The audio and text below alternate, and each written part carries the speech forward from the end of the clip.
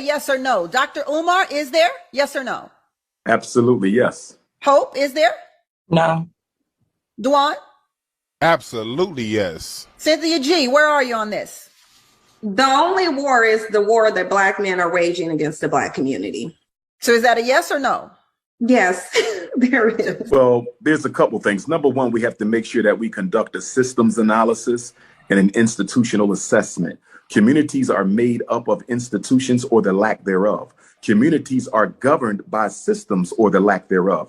Let us be very clear about something. This fratricide, this black on black crime that so many of our brothers are engaging in, let us remember Irish did the same thing. Italians did the same thing. European Jews did the same thing. And in the 1930s and 1940s, the United States government decided to upgrade them to white status, and in so doing, gave the Italians control of the fire departments in the Black community, gave the Irish control of the police departments in the Black community, and gave the European Jewish immigrants control of the civil service municipal jobs that they still control in many city centers today. The point that I'm making, Tammy, is that America gave Southern European immigrants an economic stimulus package. Before they gave that economic stimulus package to Jews, Irish, and Italians, they were doing the exact same thing Black men are doing today, selling drugs, breaking the law, running in gangs, killing one another. But the government intervened and aided them. The reason Black male pathology is still going on 30, 40, 50 years later is there has been no resolution, there have been no solutions, and there have been no governmental intervention.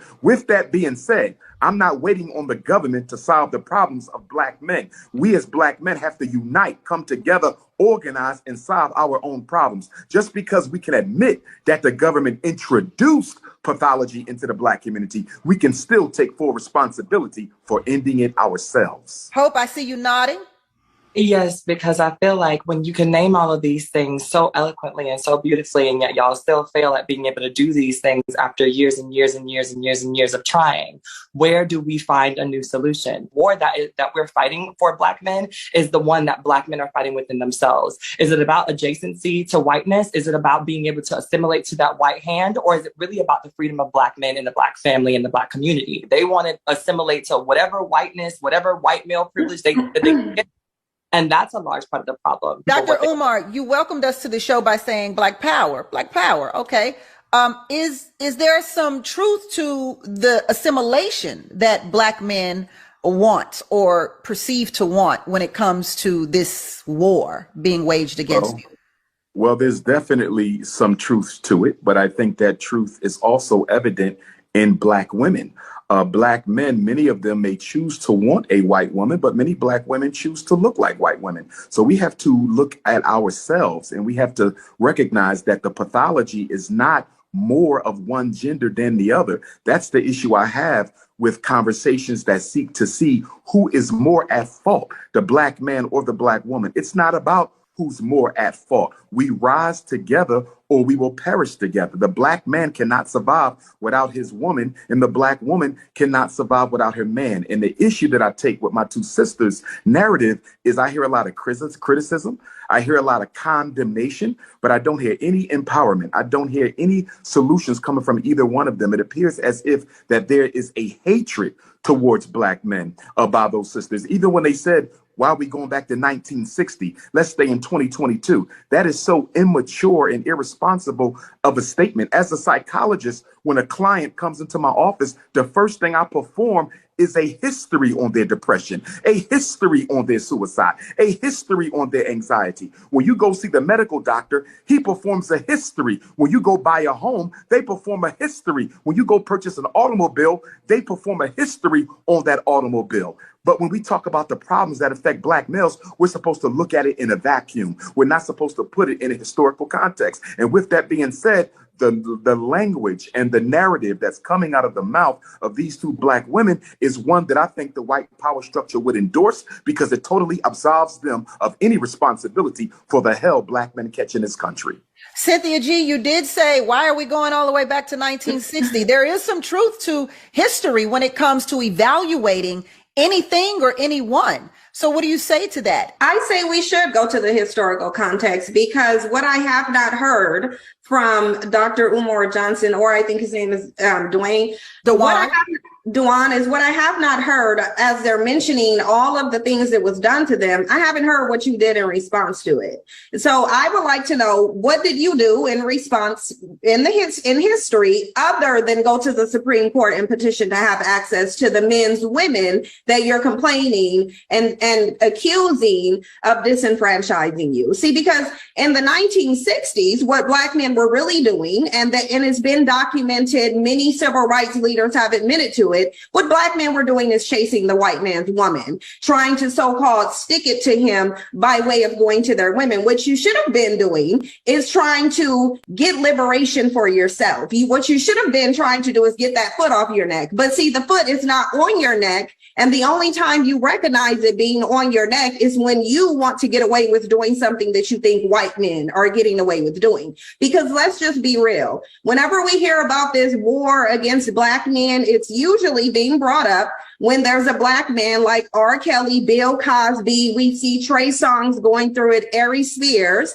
when they engage in some degeneracy, and then they're getting a consequence for it. And Black men think that because they perceive white men to be getting away with crimes, they want to be able to get away with crimes as well. The reality is, Dr. Umar can sit up here and list all the different ways that the system is disenfranchising Black men and Black men in a victim vote. But the reality is, what he cannot tell you is what Black men did in response to it, because they did nothing. They laid down and they nested under the skirt of their non-Black preferences, and only to complain that whenever they commit a crime, they're not getting off like they did. So let's find out. Dr. Umar, what have Black men done? Well, number one, again, I think that it is such a shame, coming from a psychological perspective, that we seek to heal our wounds as a people by relying on unprofessional testimony by individuals who have a vendetta against the opposite gender in their community. When you hear Sister Cynthia speak, you can hear a hurt and a pain and a hatred towards Black men. We cannot find an effective solution to Black male-female relationship issues or the oppression of Black men or Black women when the people at the table having the conversation have negative emotional and pathological interests in the conversation that are not. Umar, the question wasn't about my emotional state. The question was, what did Black men do in response to their disenfranchisement? Yeah, because you're trying to pathologize my emotional state, not knowing that I'm a psychologist too. But what you're not doing is telling us what Black men did. I believe he'll get there, Dr. Umar. May I finish? Dr. Umar? And I'll end it quickly, Sister Tammy. According to Mrs. Cynthia G., Dr. King was assassinated because he was doing nothing.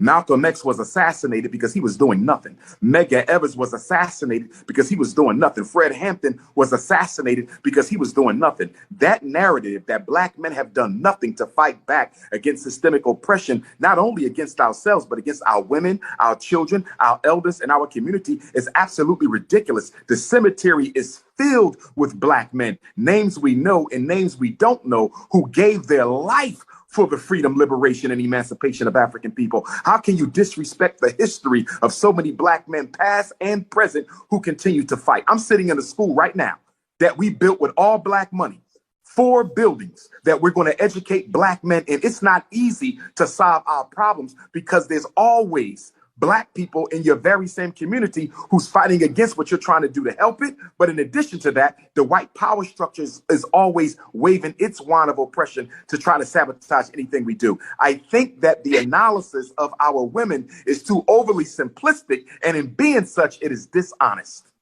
They've done so much. You've only listed names and not accomplishments, though. I can list some accomplishments. Okay, when it comes down to it, what have Black men done since the 60s? We've turned around and we're still inventing things. We're still opening up businesses. Here in LA, you got Black businesses all around town. So when Black men do build things, and we build things on individual basis, you're not going to see an NBC special about what the great Black man built. When Irv Gotti, Suge Knight, and Mark J. Prince tried to put together a distribution, they all got charges the next week. So it's not like we don't build things. When we do build things, something always ends up seeming to happening. And in spite of that, you've seen the most Black business male ownership that's gone up in the last 60 years since the coronavirus. We still doing it. I personally got 3 businesses, so I don't know what you're talking about. I employ young black men. I've helped thousands of black children here in South Central LA. So all this black men ain't doing nothing. Where are you kicking it at?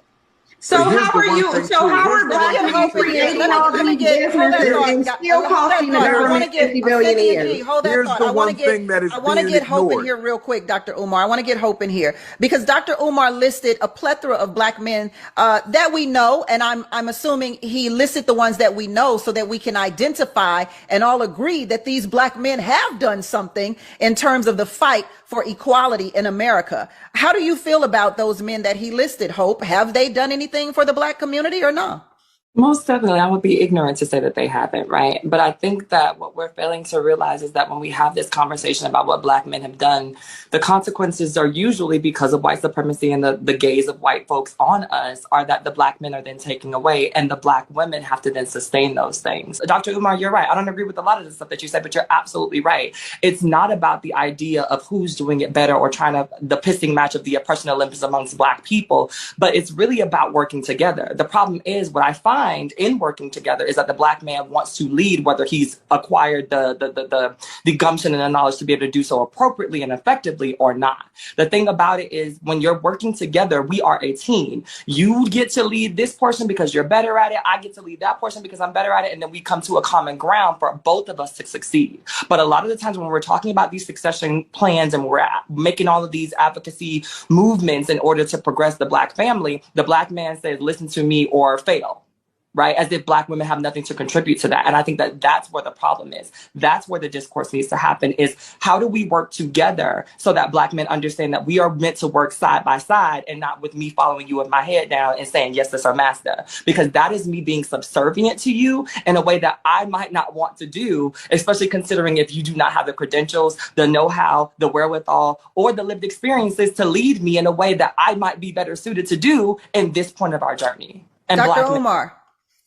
Well, first of all, I do not endorse any kind of a second-class citizenship role for black women. I believe black women have as much to offer as do black men. So I'm not sure who the queen is referring to because I am not a misogynist and I do not support that type of narrative that said the black woman's position is only to have children and to prepare food. But at the same time, I think black women have to look at themselves because although white supremacy has been the greatest enemy of the progress of black men, you would also have to argue that black women have probably been the greatest accomplice to supporting the white power structure in their destruction of black males, i.e. the conversation we're having right now, where 2 intelligent black women have yet to indict white supremacy for the role that they play in the destabilization of the lives of black men. Is white supremacy responsible for any of the black man's plight at all? Absolutely, it exists. And black men have worked in tandem with white supremacy since they've come in contact with it. And this is why I say in the black community, we have very disingenuous, very dishonest discussions, especially when it's regarding black men, because we do have a black male worshiping culture. So what we do within that culture, and Umar Johnson is showing it today, is absolve black men from any accountability for what they've done. Number one, we wouldn't be in a system of white supremacy had it not been for black men. So if you want to go all the way back to history, then let's go back to history when black men were selling their own people into white supremacy. Let's go back into history when 16 years off the plantation, black men were worried about a war being waged on them. They were worried about getting access to white women. That's what you were worried about. And it's interesting. There's a reason why I feel like Umar focused mostly on me and Hope's attitudes, and it's because he can't accurately answer the question. He mentioned names, not accomplishments. And the reason being is because I think he mentioned those names specifically because the accomplishments of those people don't have to be explained.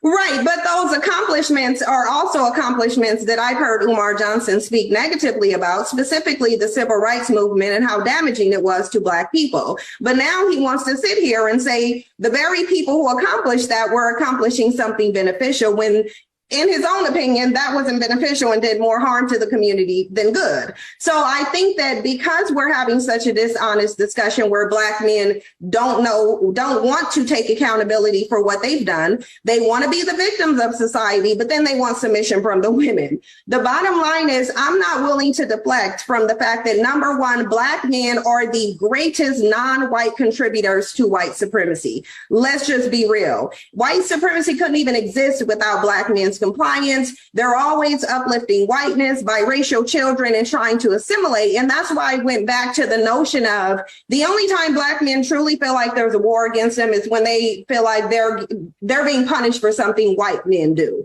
At the end of the day, y'all dropped the ball. You're blaming white supremacy on your failures. We already know there's oppression, but Black women are double oppressed. We have more barriers to face. You have male privilege in a patriarchal system and you can't even get it right. Well, Dr. Umar, I think we all know your stance on interracial marriages. Absolutely, but let me also so please acknowledge what the rest of what Cynthia G has said. Absolutely. I'm not sure where Sister Cynthia took history class, but if you know anything about the transatlantic slave trade was a European enterprise. I'm talking about the sub-Saharan. I'm talking about the sub-Saharan slave trade. You should go look into it. Excuse me. You address me, Umar. Go look into the sub-Saharan slave trade where Black men are trading their women and children for alcohol and tobacco. I don't want a monologue. May I finish? Go ahead, Dr. Umar.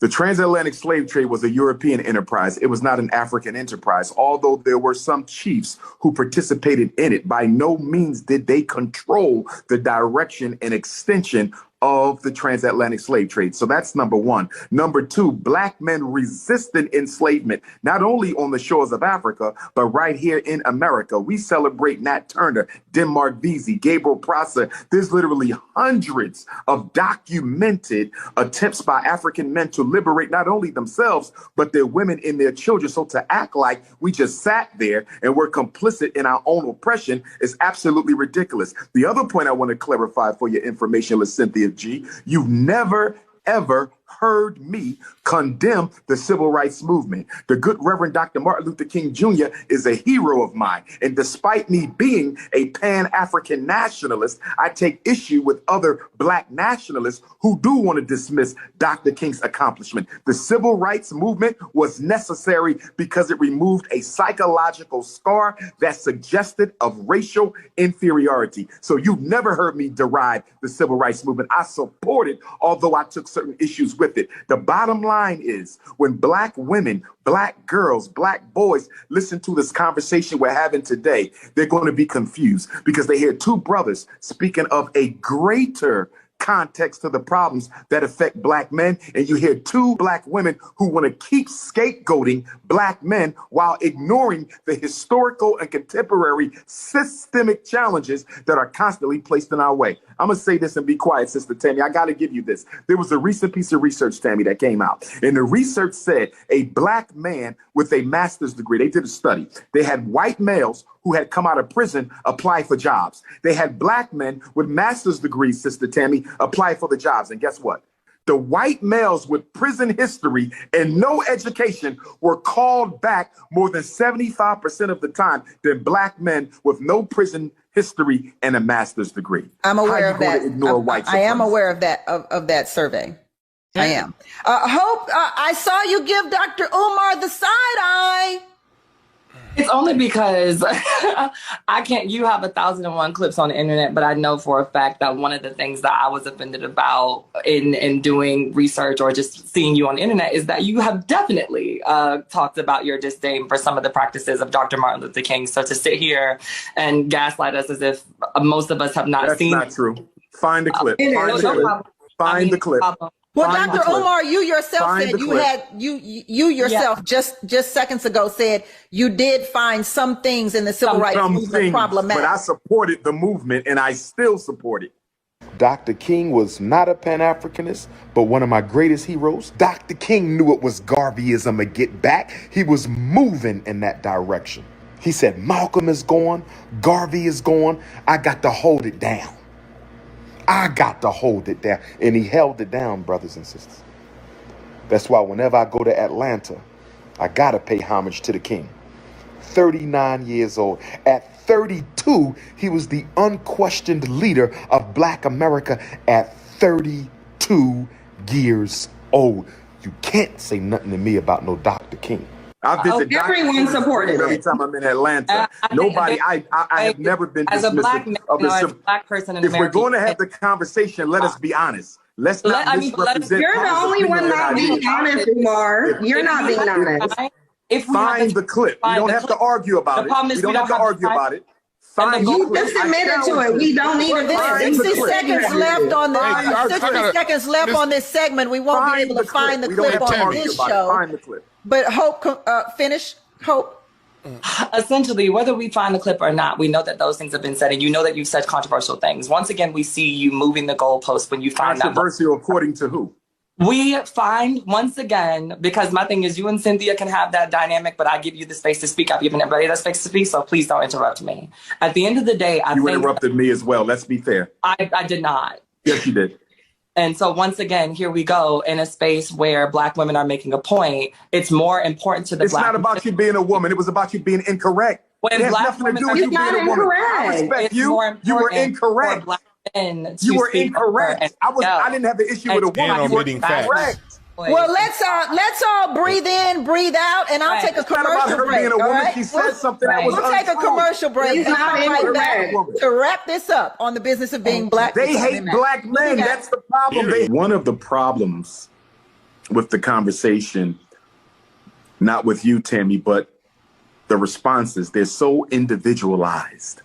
Nothing is being evaluated from a group perspective or a community perspective or a systems perspective or an institutional perspective. The bottom line is anything Black men want to do to liberate ourselves or our community, we can't do it without our women. And anything our women want to do to liberate themselves or the community, they can't do it without the men. It is not a competition. It should be a collaboration. But once again, some of us in the conversation are so filled with hatred for the opposite gender that we can never get around to talking about solutions. And in speaking of clips, Sister Tammy, there is one clip you might want to ask Sister Cynthia about, because it was sent to me by about 30 people several months ago, maybe even weeks, where she suggested that women, Black women, should abort their Black male fetuses because after birth, they would not contribute to anything worthwhile in the Black community. Could you ask her to clarify her comments? I would love to. Well, I would love to too, but we don't have time. So, Dr.